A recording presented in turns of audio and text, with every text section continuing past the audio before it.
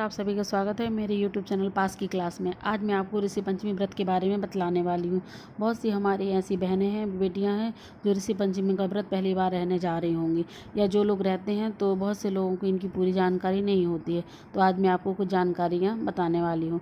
यदि आपने मेरे चैनल को अभी तक सब्सक्राइब नहीं किया है तो आप जल्दी से उसे सब्सक्राइब कर लीजिए और लाइक और शेयर करना मत भूलिए। सबसे पहले मैं आपको ये बताना चाहती हूँ कि यह व्रत है तो ये महिलाओं के लिए बहुत ही मंगलकारी होता है। रजस्वला स्त्री होती है तो उस दौरान उसको जाने अनजाने में घर गृहस्थी का या कोई भी धार्मिक कार्य हो जाता है तो उसके अपराधों से उसे अपराध लग जाता है, दोष लग जाता है। तो उस दोष की मुक्ति के लिए, उस दोष के मोचन के लिए हमें यह व्रत रहना चाहिए। इस व्रत को कर कर हम इस प्रकार के अपराधों से आराम से हम मुक्त हो सकते हैं। तो धार्मिक मान्यताओं के अनुसार, आज तो खैर ये चीज़ें बहुत ही बेकार लगती हैं सुनने में और अटपटी भी लगती हैं, लेकिन धार्मिक मान्यताओं के अनुसार रजस्वला स्त्री पहले दिन चांडालिनी, दूसरे दिन ब्रह्मघातिनी और तीसरे दिन धोबिन के समान अपवित्र मानी जाती थी। लेकिन आज के दौर में ये सब बातें सुनने में ही व्यर्थ लगती हैं। अवस्था के अनुसार हम 5वें या 7वें दिन शुद्ध होकर पूर्णतः हम अपनी घर गृहस्थी संभाल सकते हैं और कार्य कर सकते हैं। पहले के समय में क्या था कि जब भी रजस्वला स्त्री कोई होती थी तो उसे घर के एक कोने में, एक कमरे में उसको बंद करके एक तरह से कैद करके रख दिया जाता था।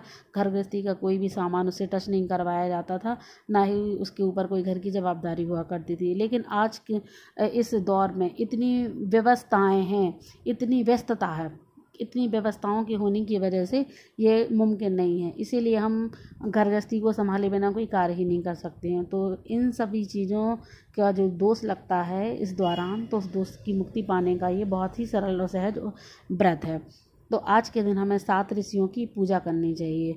वह 7 ऋषि हैं, मैं आपको नाम बताऊंगी। और इन सप्त ऋषि की पूजा के साथ साथ हमें ऋषि जो वशिष्ठ हैं उनकी जो पत्नी है अरुंधति माता, तो हमें उनकी भी पूजा करना चाहिए। पूजा के सबसे पहले हमें गौरी गणेश का कलश का स्थापना करनी चाहिए। और इसमें जो गौरी माता हैं और अरुंधति माता हैं, तो पूजा के दौरान हम जो भी सामग्री रखते हैं तो उनमें इन दोनों माताओं के लिए हमें सुहाग की वस्तुएं अवश्य रखनी चाहिए और इन्हें सुहाग की चीज़ें सारी अर्पित करना चाहिए। इसके साथ साथ हमें जो सप्तऋषि हैं जिनकी पूजा करना है, बहुत से लोग ऐसे होते हैं कि उनको सप्तऋषियों के नाम पता नहीं होते, तो मैं आपको उनको नाम बता रही हूँ। उनके नाम हैं कश्यप, आत्री, भरद्वाज, विश्वामित्र, वशिष्ठ, जन्मादाग्नि और जो लास्ट हैं वो हैं गौतम ऋषि। तो इस तरह से हमें 7 ऋषियों की स्थापना करना है। इनकी स्थापना के लिए मैं आपको बता रही हूँ कि यदि गंगा नदी की जो मिट्टी है वह मिल जाए तो अति उत्तम होगा, क्योंकि वह मिट्टी बहुत पवित्र मानी जाती है।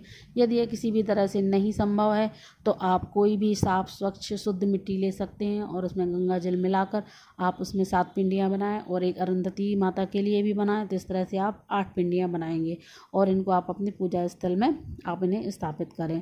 और मैं आपको जो समय बता रही हूँ तो वो शुभ मुहूर्त है पूजा का 23 अगस्त दिन रविवार को 11:06 से दोपहर के 1:04 तक पूजा के लिए बहुत अच्छा शुभ मुहूर्त है। टोटल मुहूर्त यानी 2 घंटा और 36 मिनट का इसकी समय अवधि रहेगी। तो इस दौरान आप पूजा करना ना भूलें। और आज के दिन जो विशेष याद रखने वाली बात है वो है कि आज के दिन जो भी व्रती महिलाएं हैं, जो भी व्रती स्त्रियां हैं, उनको हल्का बोया हुआ अनाज नहीं खाना चाहिए। उनको यदि खाना है शाम के समय और तो उन्हें सिर्फ जो चावल होते हैं पसई धान के, उन्हें सिर्फ वो चावल ही खाना है और इसके अलावा उन्हें कोई सा भी अन्न ग्रहण नहीं करना है। और विशेष रूप से आज के दिन भैंस का जो दूध है या दही छाछ है वो इस्तेमाल ज़रूर करना चाहिए। तो इस तरह से हम यदि व्रत रहते हैं तो अपनी सारी भूलों को हम सुधार सकते हैं। तो आप ये व्रत आराम से आप रह सकते हैं और इसमें सावधानियां बरत सकते हैं और अपने सुहाग को अटल सौभाग्य में बदल सकते हैं। यह वीडियो आपको कैसी लगी ज़रूर बताइएगा और मेरे चैनल को सब्सक्राइब ज़रूर करिए।